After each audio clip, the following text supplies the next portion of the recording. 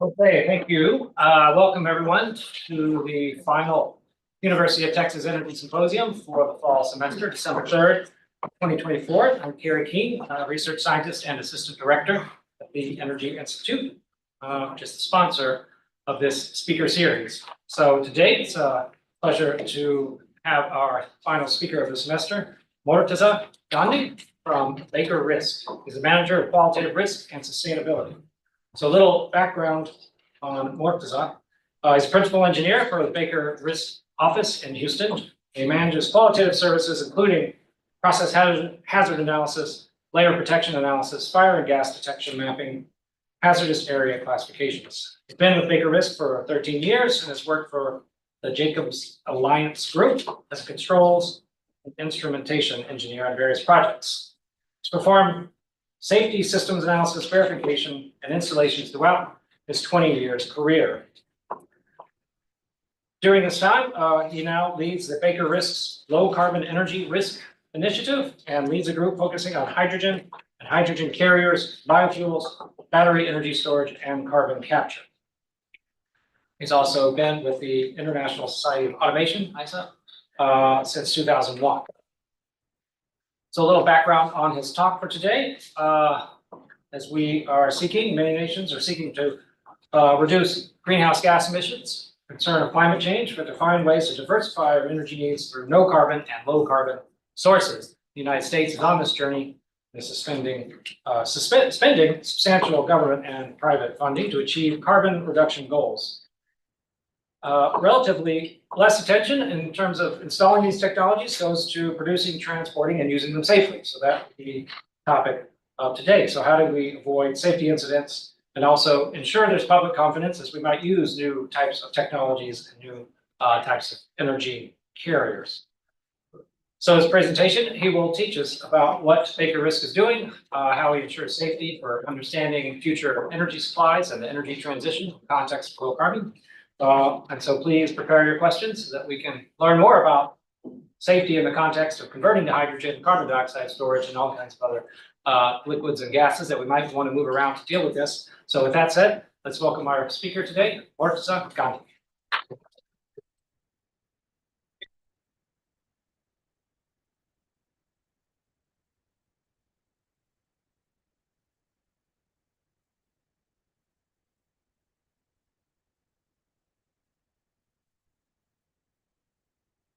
Good afternoon, everyone. Thank you, Kerry, and thanks to the Institute for allowing me to talk to you guys. I understand all of you all belong to the Energy Institute, right? And so your backgrounds might be different. Some might be technical, some might non-technical, but you all generally are focused towards the pursuit of energy and then more towards the energy transition and the various options that we have. So what I wanted to kind of discuss today was how do we ensure that safety is kind of incorporated from the beginning of the life cycle of a project. When you start thinking about any new fuels that you're going to develop or any new technology that you are going to develop, if you incorporate safety from the get-go, then what are the advantages of that? So these are some of the things that we'll talk about. We'll talk about why do you care about safety here, the capital projects, and how do you incorporate process safety into capital projects? How do you assess hazards and risks? What are the key site layout and spacing requirements, fire protection, occupied building, and then emergency response?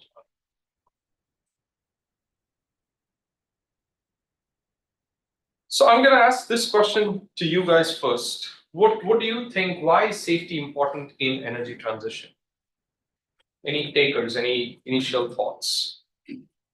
Yeah. Well, what comes to mind is the public's fear of nuclear energy has changed the ability for that sector to grow and become a big portion of our energy mix. And so as we introduce new technologies and new solutions, we want the public to trust those energy types. Absolutely. Great. Anybody else? I think there was another hand at the back. Any other thoughts? Okay. So these are some of the key points. The one is safety, right? I mean, everybody talks about safety. It's inherent. When we drive a car, we have that baked in. You know, when we drive, we are considering the hazards and the risks of driving. And when you're walking across on a pedestrian crossing here at the university, it's a pretty crowded area. You've considered the risk. So safety is something that's inherently baked into our thought process. And so that's something that's a pretty important thing, keeping public and employees safe. But the second thing is the biggest challenge that I have faced, and I've been through a number of conferences and discussions with companies, industries, venture capitalists, companies that are getting into this space, all of them. And the one thing is the cost impact, right? How you are here trying to build an economy, you're trying to build an energy source. How do you do it in a fashion that can also, how do you build safety into that process where it is also an economical boom? Energy. So of course, we want to make new fuels available. Increase public confidence. So just like you mentioned, the public confidence is a key important factor. So for example, when you're driving a hydrogen vehicle on a road in Europe somewhere, the consideration that hydrogen is a very highly hazardous material, it's sitting in cylinders in this car, that could be a cause for consideration for a lot of people, right? But if you make that safety as an important parameter when you actually are designing that vehicle, then the risks of hydrogen vehicle versus an electric vehicle versus a gasoline vehicle could be comparable. You may just have to make sure that it is you have enough layers of protection built in to make the risk comparable. So that trust is extremely important, and that is something that needs to be built.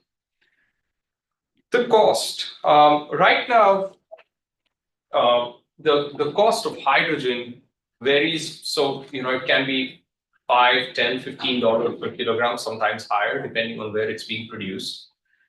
There are lots of initiatives by the government to bring the cost down, to bring a price parity. And, you're targeting $5 a kg, $3 a kg, and there is also talk about $1 a kg of hydrogen. That is also important because, yes, you want to build a new fuel, but if it's not getting used, it's useless, right? So you want to make the cost lower, but in that whole process, you want to make sure that it is done in a safe manner. So the costs need to come down, but it needs to come down in a safe manner. So the idea that I'm going to be proposing today is going to be to incorporate safety from the get-go. If you do it from the beginning, then the overall cost over the life cycle is not as high as it would be if you were just thinking about it on the back end. Infrastructure, so you want to create an infrastructure to allow for these fuels to be readily produced, right? I am a big believer of all of the above options. I don't think we are going to have, gasoline being phased out. I don't think we are going to be in a country where it's just going to be hydrogen or just solar. Each country will have to make their own choices because sometimes, so for example, if you take the US, in the US, we have plenty of natural resources in terms of natural gas. So a lot of companies here are doing carbon capture and are reducing their carbon footprint that way. While in Europe, they don't have as much oil and gas resources. So what they are doing is they are using a lot of the renewables like solar and wind, converting them to hydrogen or directly electrifying their grid.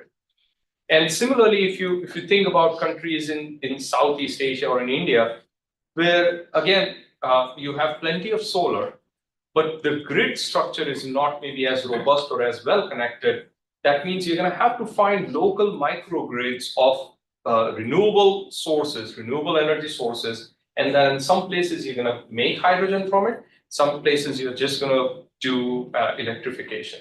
So I think that perspective is going to be very different because it's not like okay, I can produce hydrogen here and transport it without any energy cost to other part of the world and still keep my carbon footprint. It doesn't work that way, right?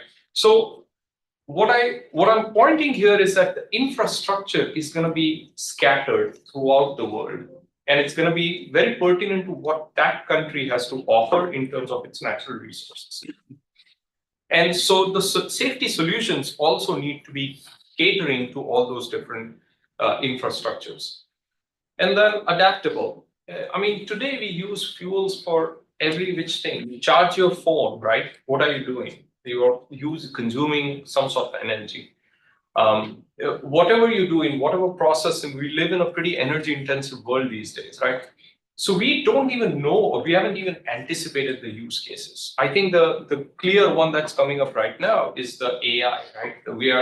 The whole country, the large manufacturers of these AI data centers, they are all worried about how we are going to source electricity. And so that's the upcoming challenge. Maybe there's something new down the horizon. And so the use cases are going to keep coming, and we have to make sure that we make the solutions available for all of those use cases. So what are some of the key challenges of energy transition? Incoherent standards and regulations. So there are lots of standards and regulations, but they don't gel many times. They are scattered globally, and then there are also the issues that the standards are built on traditional fuels and not built for the new fuels. So how do you keep up with that? And then there are companies that have been dealing with these, hazards like hydrogen and others.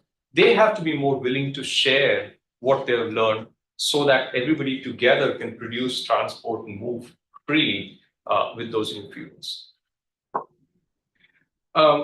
Safety is considered important, but not paramount. Why do I say this? Everybody, like I said, safety is primary. But the cost of safety can sometimes become a big burden if not planned properly. And so everybody is keen on incorporating it, but it's hard to justify the cost when you don't even have a single unit making any money, right? That's the most important thing. When you go to a bank, they're going to say, yes, you're going to add all these protections, but when are you going to start producing, right? And so that pressure is always there. The tax incentives are there. We have two big laws that were passed in the US, and then Europe has quite a few as well. Similarly, other countries are putting policies in place, but they have to be very clear in terms of how the credits are assigned, how people can avail of those credits so that the prices can be reduced. And then the unknown unknowns. So new technology brings new challenges. The failure modes are not clear. For example, are you all dealing with electrolyzers at all for hydrogen right now? You're familiar with that? But that's the key technology that's going to be producing hydrogen, right? It splits water into hydrogen and oxygen. And the splitting of that, the electricity for that comes from solar, wind, or other renewable sources. Now, the challenge is, how does that electrolyzer fail? I mean, yes, electrolyzers have been in use for decades, but not to the scale that we are developing now. We're talking megawatts. We're talking, scaling up to gigawatts at some point. So the failure modes of that piece of equipment to that scale is something that we don't even know. How do we even analyze whether it's safe or not, right? I think those are some of the challenges that.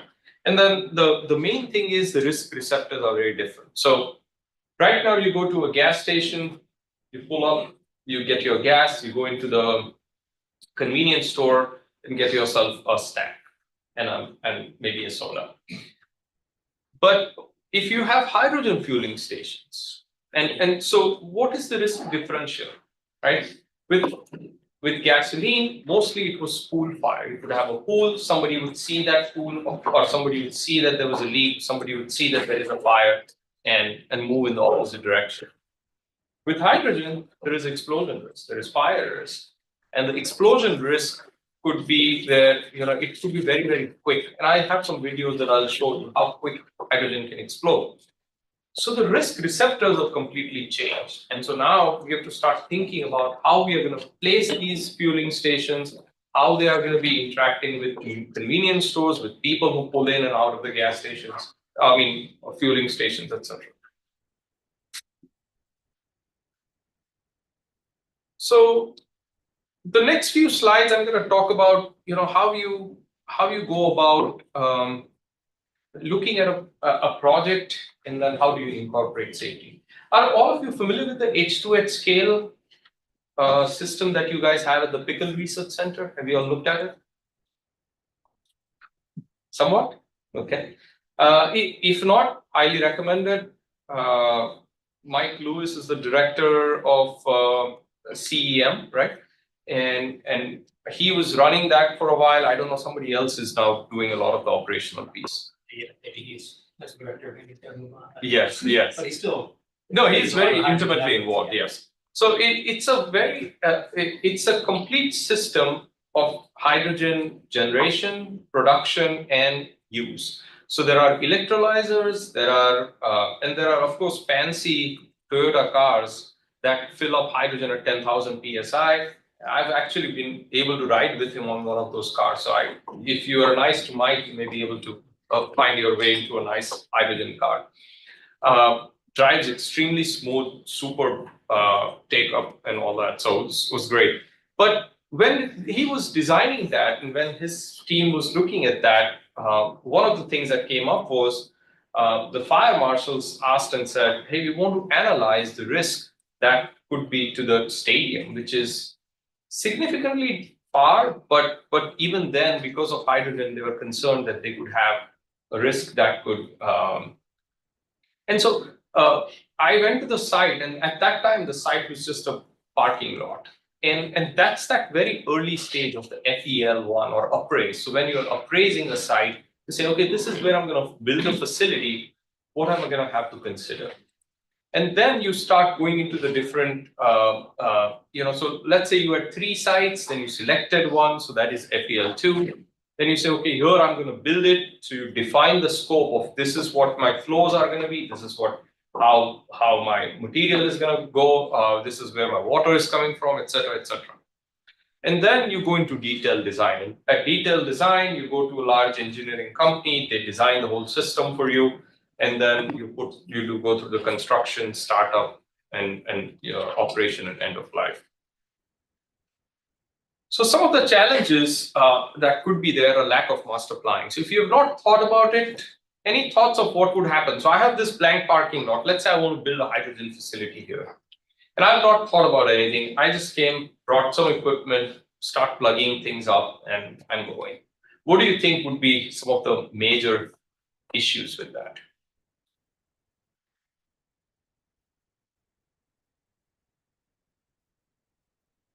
Yeah. Getting emergency personnel to the site if something does go wrong, can they get there? Yes. Yeah. Yeah. Great. Any other thoughts? Yeah.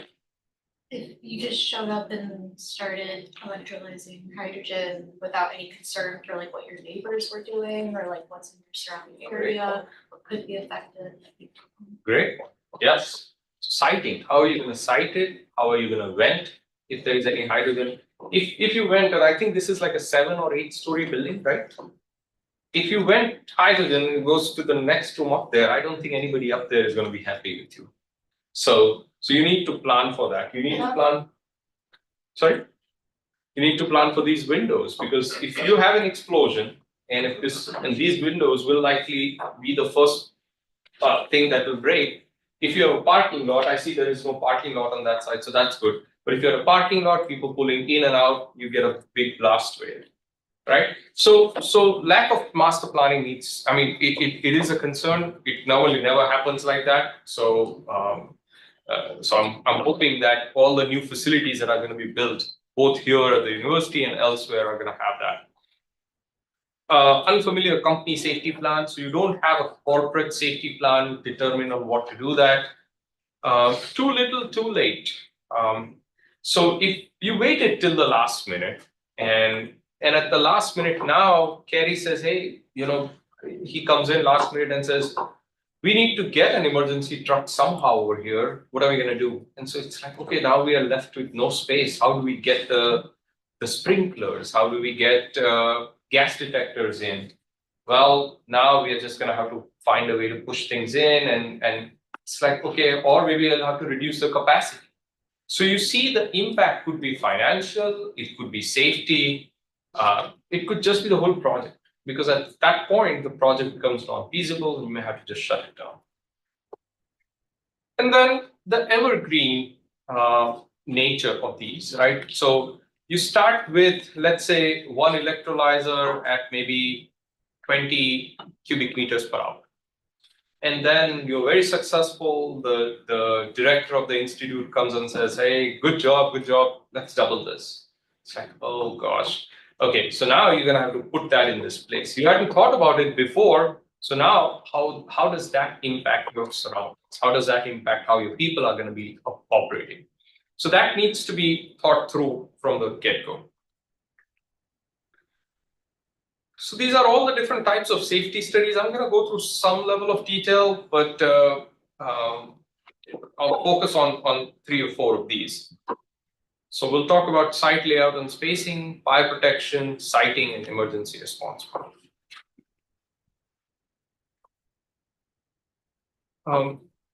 This is a pretty busy slide, but what the key takeaway here is that you want to start very early on. So the example that I was giving you about the H2H scale project, there were some vessels, that were facing towards the stadium.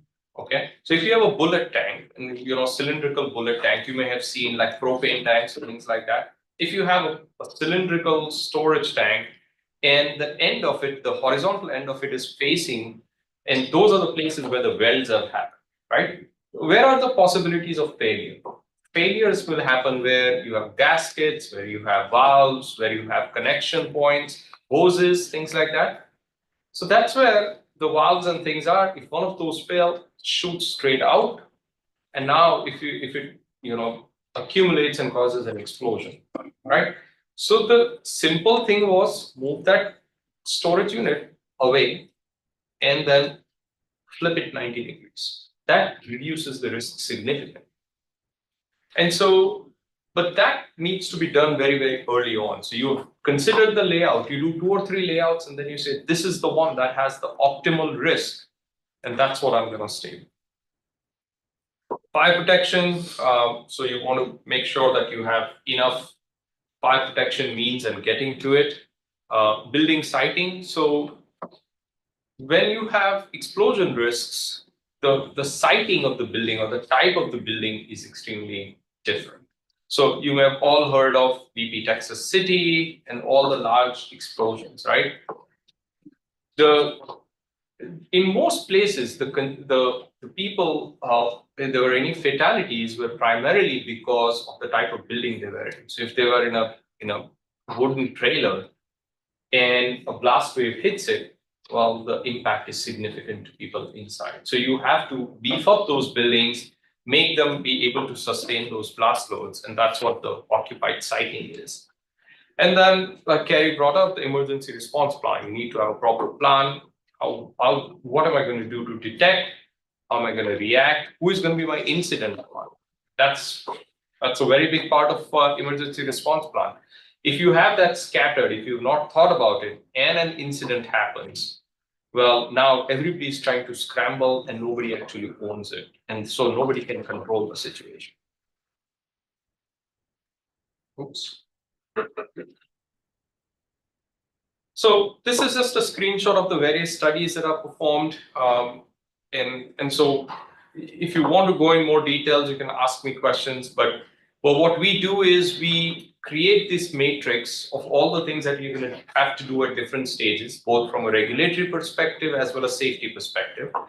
And then at the bottom, you see the stage gate review. So at the end of one stage, just like when your semester ends, you want to make sure that you've learned everything or you retained everything. That's the stage gate review, right? They want to do it at the end of every stage to say you've completed the task satisfactorily for that stage.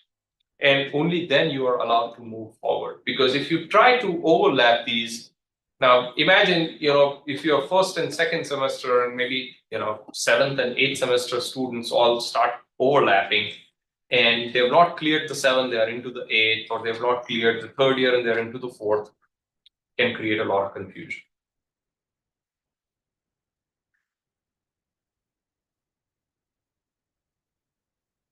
Okay, so is anybody familiar with PHAs? Gary brought it up in the introduction. It's process hazards analysis. Okay. In simple terms, I want to look at what is my process and what are the hazards. So if I give you an example of driving, right? What are the potential causes of a failure there while you are driving that can result in an accident?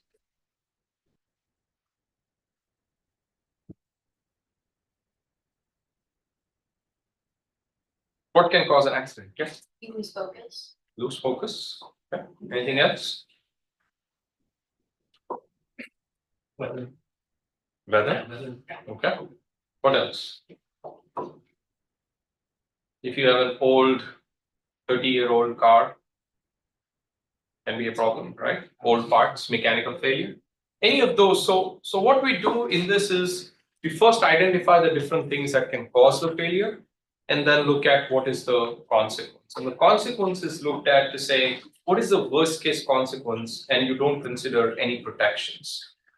So if I'm in a bad weather condition, I'm driving and I don't have seat belts, don't have running brakes, bad accident, right? That's the worst case scenario is what you consider. And then you start adding your safeguards. So all the new cars, the fancy cars that, one my wife drives, which I don't, has, the lane assist and what else? The anti-braking system, automatic braking system, all that. So there are a lot of features that are added now, but those are all doing what? They're reducing the potential of that incident happening. Okay. What does not change? Does the consequence change? The worst case consequence, does that change? No, that is still a fatality, right? So we look at the hazards, we look at the worst case consequence, and then we look at the protections that are there, and then how, if the risk is tolerable or not. So for example, if I'm driving a car on this busy Austin road and the possibility of getting into an accident is once a day, would you drive? No. What about once a year? Would you drive?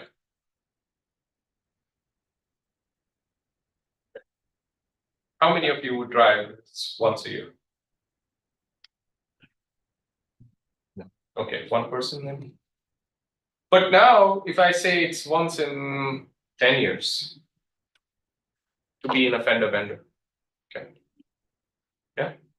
So you start seeing that if that number starts getting larger and larger, now I'm starting to think like once in 100 years, meaning what? That if I have 100 kids driving or 100 students driving on these busy Austin roads, one of them gets into an accident once a year, that is a more tolerable risk.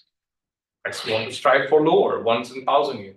So, but in our minds, we have baked that in, right? There are about 35,000 fatalities that happen on the US roads every year. Out of how many billions of miles that are driven? That's the reason why you drive, because you baked that in and said that risk is tolerable to you.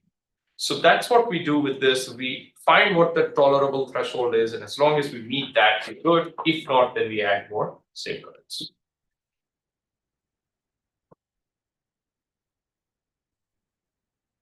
So in a typical hydrogen facility, what are some of the high-level hazards? So you have an electrolyzer. Electrolyzer has high voltage. You have electricity hazards. You have hydrogen hazards because hydrogen is an explosion source. And then you also have oxygen. What happens what is our fire triangle? What three things do we need? Fuel, oxygen. Sorry? Heat or ignition source, yes. And in an electrolyzer, you have all three. Voila, you have fuel, which is hydrogen, you have oxygen, which is directly coming out, and then electricity, which is your ignition source. So you have created a perfect fire triangle. How do you keep them all separate, or at least one of them separate from the other two, so you don't result in a fire rate? Hydrogen storage, like I mentioned, your Toyota car, the one on your campus, pumps at 10,000 psi. 10,000 psi is a significant amount of pressure, right? Very high pressure, right? Your typical cylinders that you see for, maybe compressed air or things like that run about 2,000 psi. So you're talking 5 times. And in comparison to what you would be using for, let's say, gasoline is in 50, 100 psi is what you use to pump air. You're talking 10,000, so 2 times the order of magnitude. That's a significant amount of difference in pressure. You may also have to use compressors, and then loading, unloading, so any hoses, connections, things like that. And then if you're doing some liquid stuff, cryo hydrogen, then you may also have those hazards.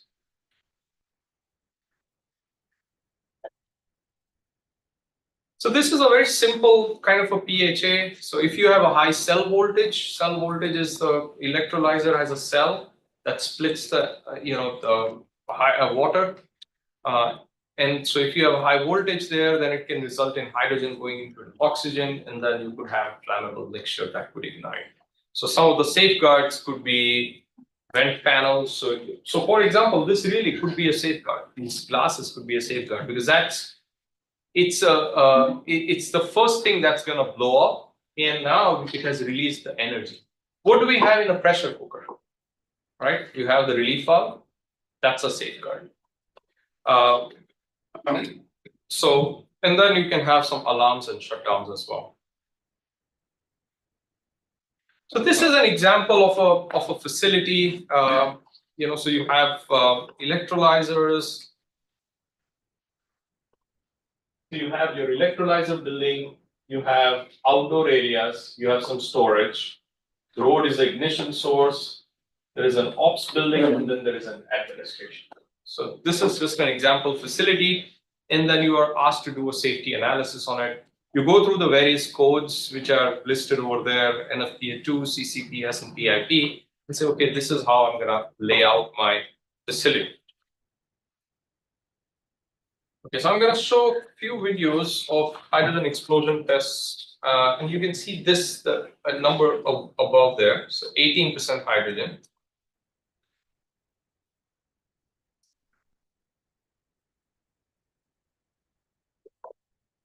Okay, so this is 18% hydrogen in air mixture. This is 20%.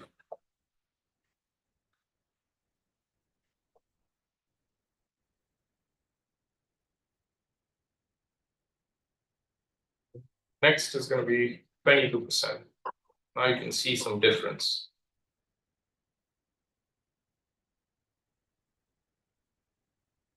Okay, so you can see the transition just by increasing the concentration of hydrogen in air by 2%, from 20 to 22%. The intensity of the explosion can be significantly higher. Okay, so that is something that you always have to remember and plan for, and that's how the whole planning for facility siting is done. So you evaluate these and say, these are what my blast waves are going to look. This is the blast load, whether my building is going to be able to take that blast load or not. If not, then I need to make my building better. So what are some of the purposes of this? Objectively evaluate the hazards, minimize the risk, and then also prioritize what you need to do. So, in the case of H2H scale at the University of Texas, at the Pickle Research Center, if the blast load was significantly higher, what would you have done if you were to protect the people at the stadium? It's not, but if it was, what are some of the things that you can think of you would do? Physical barriers. Yeah, physical barriers. Okay, good.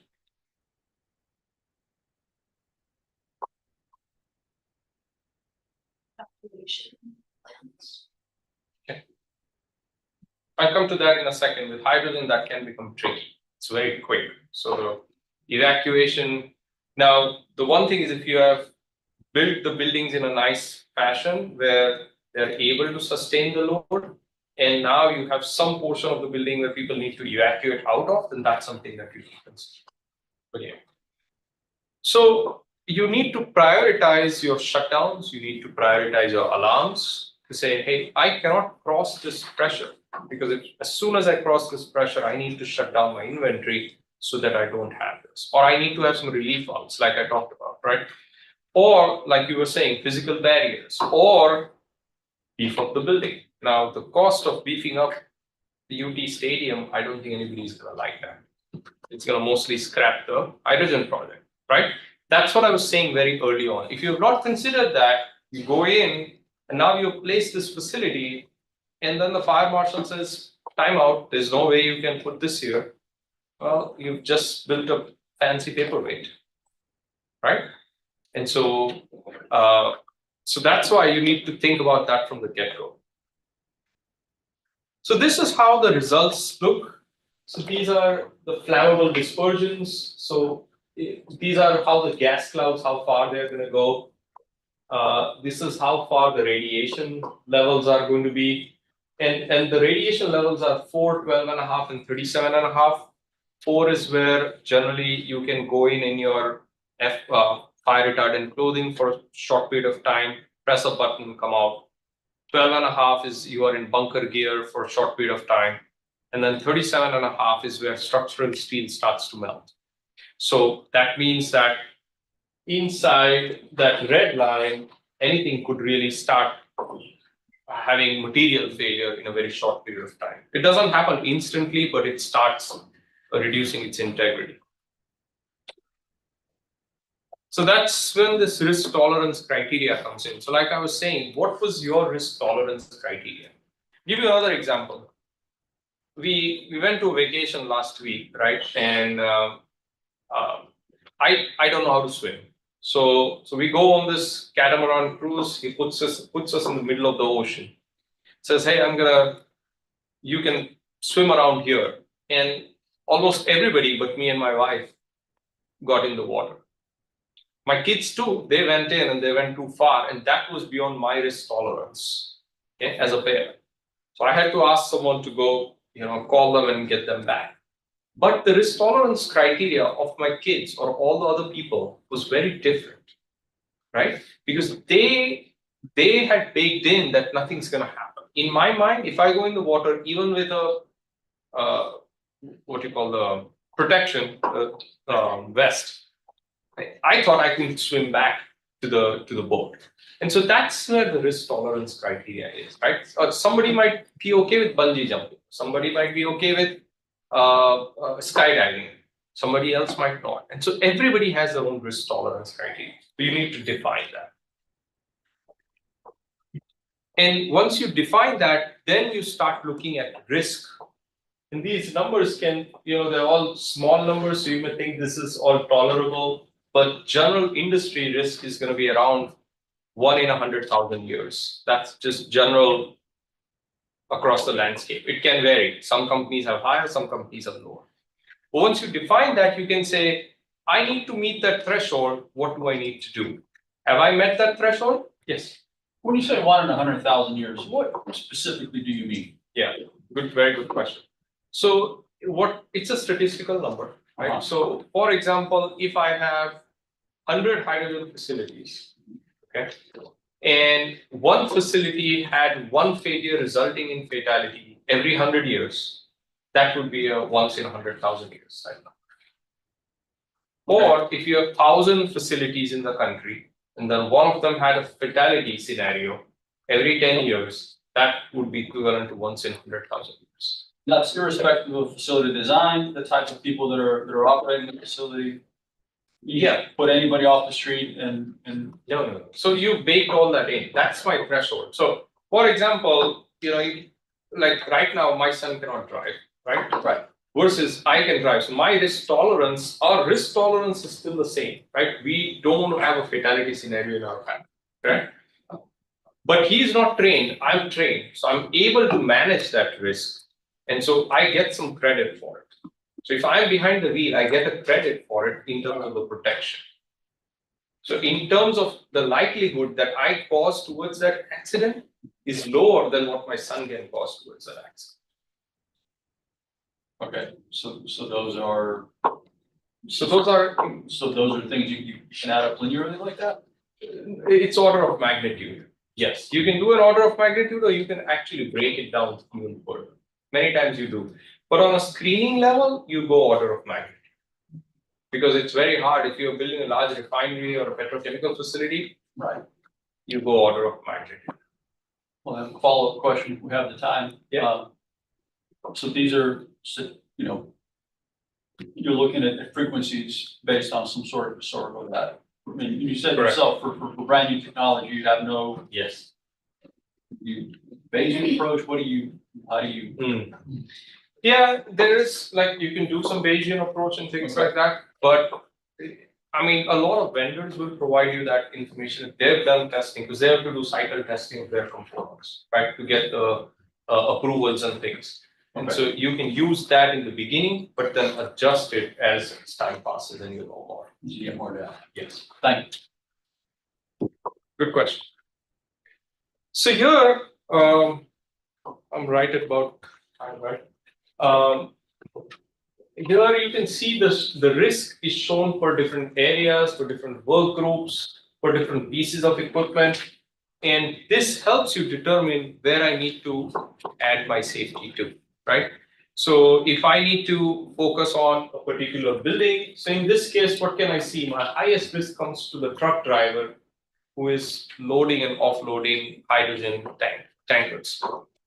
So I need to make sure that that person is away and maybe put some shelters over there, things like that, to protect that people and then reduce that risk.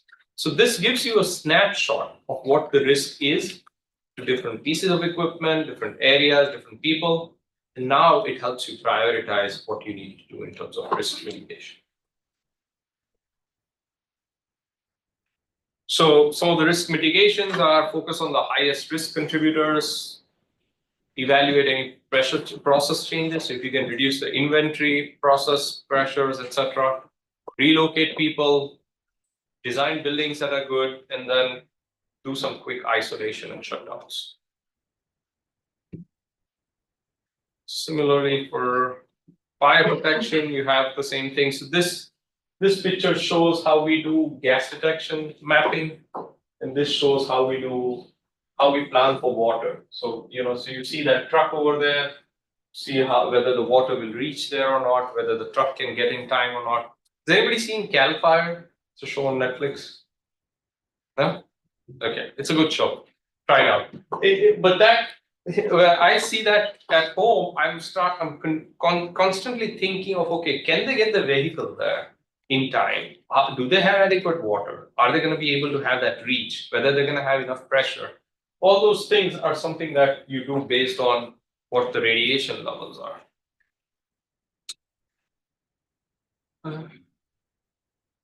Okay. And then the last few slides I want to talk about, green ammonia. So are you all familiar with green ammonia at all? Yeah, okay. Hydrogen, you do with your electrolyzer, and then you bring in nitrogen from the air using separation units, so PSA, pressure swing absorption units. And so then you combine nitrogen and hydrogen to create ammonia. So that's green ammonia. And ammonia has, so hydrogen has a much higher laminar burning velocity compared to ammonia, and the explosion is going to be much more significant in terms of hydrogen than ammonia. So this is just a couple of ammonia explosions you've seen. Oh wow, that already started. So as you can see, this was what we call deflagration is a smaller explosion, detonation is the bigger one. So it's nothing fancy on this one because ammonia itself is not that flammable compared to. So you can see how less energetic this is compared to the hydrogen ones that you saw. But where ammonia wins is in its toxicity. It's very toxic. Okay. So as you can see there on the first row there, the health impact of ammonia is 3 versus the flammability impact of hydrogen is 4. So you have a significant inhalation issue and contact issue with ammonia versus hydrogen. But now what you're doing is in a green ammonia facility, you have both hydrogen and ammonia, right? So you have toxic, you have fire, and you have explosion hazards.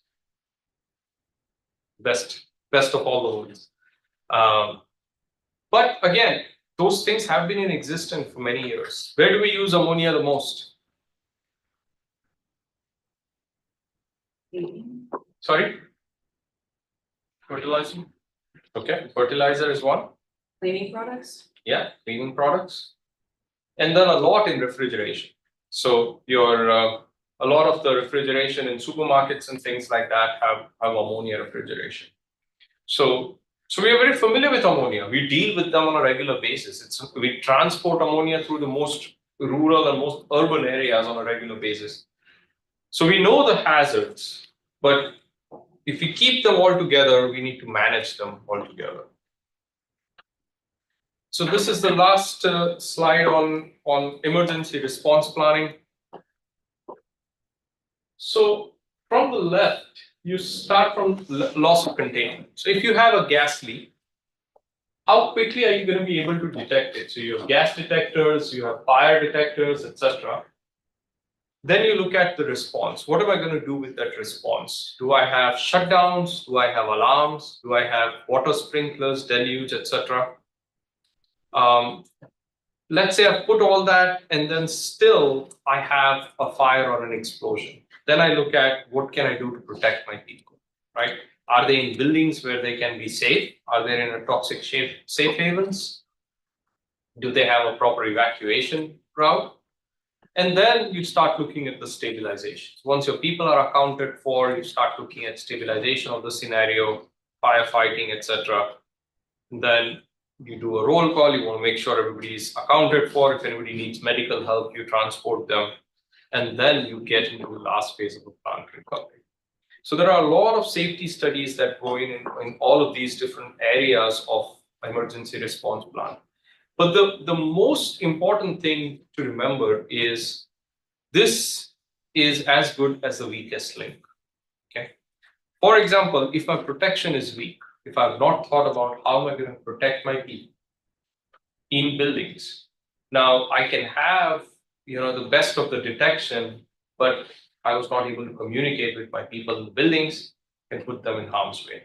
So any of these are all crucial pieces and they're all tied together with each other. Each of them needs to be given its due importance. So closing, low carbon energy is key part of the energy transition towards net zero. Safe production and use of energy sources, we all are going to depend on it. Assess the hazards early, look into it early and plan for it. And then factor in the mitigation costs. If you've done that, then it's not cheap, it's not expensive, sorry. But if you wait till the last minute, it's going to be expensive. So that's all I have. Okay, thank you. All right, any general questions? Follow-up questions in the room? There. All right, well, I have one, which is, I guess when we think about energy infrastructure, what's the most riskiest energy infrastructure, the hardest one to, I don't know, mitigate risks or deal with potential fatalities or anything like that? Yeah. So I think the first one that would come to mind is nuclear, right? But you don't hear about nuclear incidents that many. And also, when I was telling you about the data center piece, have you all heard about the headlines from Amazon, probably Meta and all? They're working on small modular reactors, SMRs, for nuclear. So that's becoming a thing now. But those have all been factored in. Rather, the highest safety that you can see in any industry is going to come in the nuclear world. So they've factored that in. And so eventually everybody wants to get to that risk tolerance criteria, right? So they start here, but they know they have to get here. Somebody else might start here and they know they have to get here.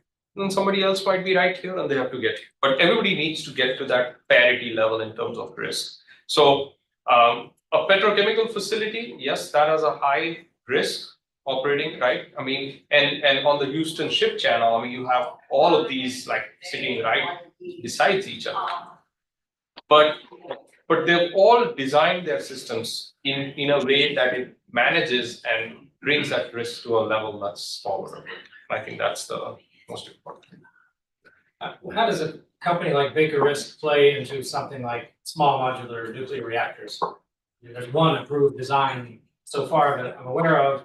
So there's government approval and regulatory process, and private sector building it. So kind of where does Baker Risk fit into that kind of assessment? Okay, so we, as a company, we have nuclear engineers in our staff, but we don't necessarily do a lot of nuclear facilities. We do a lot of incident investigations. If something was to happen, we go in. But in general, where I think we can provide the most value is, for example, when the Fukushima Daiichi happened, right? That scenario had been, a similar scenario had been evaluated by my colleague while he was, while he was evaluating that entire portfolio of what things can fail. So that's where our expertise comes in. We can look at failure modes and say, these are the things that can fail, and these are the things you can do to protect. Another example would be when we had Hurricane Harvey, and there was an incident where some of the pumps were submerged in water, right, and in a facility. And because of that, they couldn't initiate the kill reaction on the reactor. And so then there was, the whole It's some sort of chemical reactor. Chemical Not a nuclear reactor. Chemical reactor. Yes. No, that's a good differentiation. Yeah. So in that case, we would analyze and say, what are the weather risks? What are the mechanical risks? What are the operational risks and causes? And then say, this is the risk and how do we mitigate it? So we help in the entire value chain. You mentioned at least the hydrogen facility at the JJ Pickle campus, UT Austin. I guess to your knowledge, was there any kind of major design change based upon safety criteria? And I think you mentioned there's some reorienting of equipment. I'm going to call that a minor change because I don't know what else to call it. Was it scaled back or made smaller or anything like this based upon any? No, it was not. We didn't necessarily end up reducing the scope at all. It was just adding more safety layers where needed. So that's the analysis. When we did the analysis, there were things that needed further risk reduction, and that's kind of what we helped with. Okay. You mentioned, I guess, the Austin Fire Marshal asking about the stadiums, the Q2 stadium, which is maybe slightly over a quarter of a mile away from the facility. Yeah. Think about hydrogen on the UT Austin main campus. There's nowhere where there's, I don't know what the largest distance between a building is and the existing parking lot or something where you put a new structure. It's hundreds of feet, I suppose. Yes, it is. I don't know. It's unfair to ask you how to design a hydrogen facility on your campus, but how do you weigh the difference between, where hydrogen is produced versus stored and transported? Is that what you would try to think about if we wanted to use hydrogen on campus instead of natural gas? Yeah, absolutely. So right now, all industry is working towards a blend. So let's say, for example, you're heating and things like that, natural gas. The utilities are trying a 20% type hydrogen blend. And so many utilities, as well as facilities like yours in the future, could have hydrogen produced locally, blended, and then sent into buildings, right? But that will happen only after it has been tested extensively to say, if where are my leak points, what pressures are going to be, what is the alarm method, what are people going to have to do, and do I need to do anything with my buildings? So eventually, in the years down to come, we will start seeing some of those changes. But I think it will take, the industry to be able to prove that it is safe and it is done safe. But yeah, eventually you're gonna hopefully get there. Did I answer your question? I think so, yeah, yeah. Yeah. I wonder how much is the impact of the risk management in a project? And I would mind that there are many people comparing technologies, different technologies, different alternatives, but this is only in the first stage of design. So when you go through the risk analysis and the risk management, how much the cost of the can increase? So you're talking about the impact of management on the Design. design. Yeah, it's a huge impact. I think so when we go and audit sites, there are two things that we look at. One is the management participation, one is the employee participation. And if you start seeing that the management itself was not pushing it to the level it needed to, you will start seeing the impacts on the employee participation. First of all, I think that's the one thing. And the second thing that you will start seeing is increase in incidents. So the management practices have a huge role in funding those types of changes, right? So, for example, if a company decides, or an organization or a university decides that they want to build something, they need to have the buy-in from the topmost level and say, yes, we understand there is going to be a cost. Let us see what that cost is. This is something that we will factor in if you want to really do this, and then start making those changes or start making those projects happen. So in general, the buy-in from the management is extremely crucial. The funding is crucial, and them letting their people know of the hazards is also very crucial. So the other thing is, I briefly described the PHA, process hazards analysis, right? And in that, one of the requirements is that there is an operational person in that meeting. Now, there are sites that we go to, they will rotate a lot of operational people so that pretty much all the operational folks are aware of all the hazards that are there in the facility, because they are the ones who are going to be living there, right? Similarly, when you're talking about a populated area like Austin and in a campus like yours, there is also community engagement. So the management needs to go to community, and community is on, they are explained of the risks, and they are once everybody is aware, and then the appropriate voting happens and things like that, and then you get into those processes. So there are a lot of steps that go in even before the counties will give you permission to deploy a project. And so yeah, it matters at every stage. Good question. Okay, well, maybe we'll end with that question. So thank our speaker again. What is the comment?